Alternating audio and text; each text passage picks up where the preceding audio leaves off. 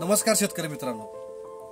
तर आज दिनांक 19 जुलै 2025 आज आपण या केळीच्या प्लॉट मध्ये आलेलो आहे। तर आजच्या दिवशी या केळीच्या प्लॉट मध्ये येणं आणि या केळीमध्ये एक छोटासा व्हिडिओ करणं हा एक हेतुपुरस्पर व्हिडिओ तयार करतोय।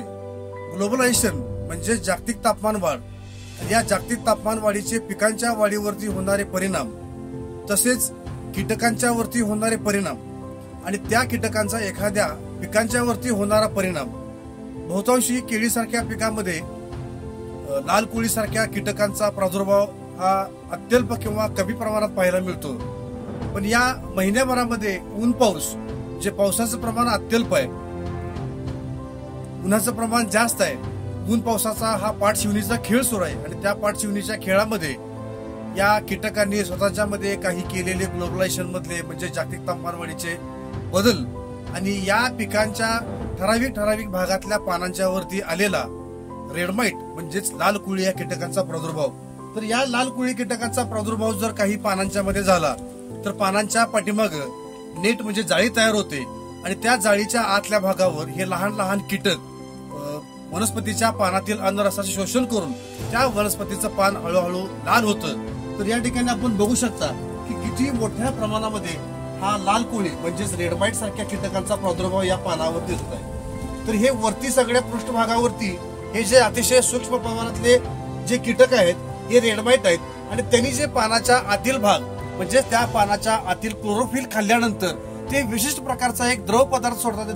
द्रव पदार्थामुळे या ठिकाणी पान लाल झालेलं आहे। जर हा कीटकांचा प्रादुर्भाव पर्यायानं वाढत गेला तर या ठिकाणी पानांची संख्या कमी होत जाते आणि पानं आपोआप क्लोरोफिल गेल्यामुळं पानं खराब होतात, पानं मरतात। तर केळीमध्ये पानांचं महत्व अतिशय महत्वाचं आहे।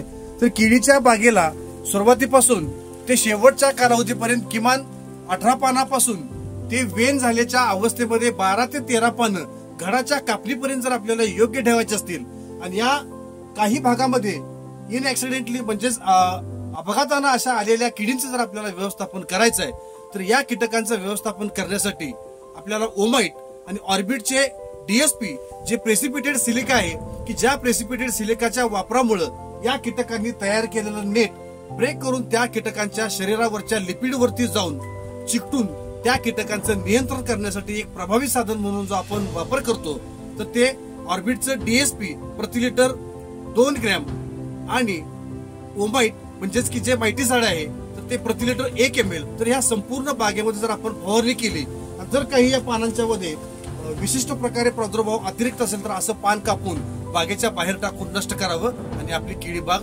वाचवावी। धन्यवाद।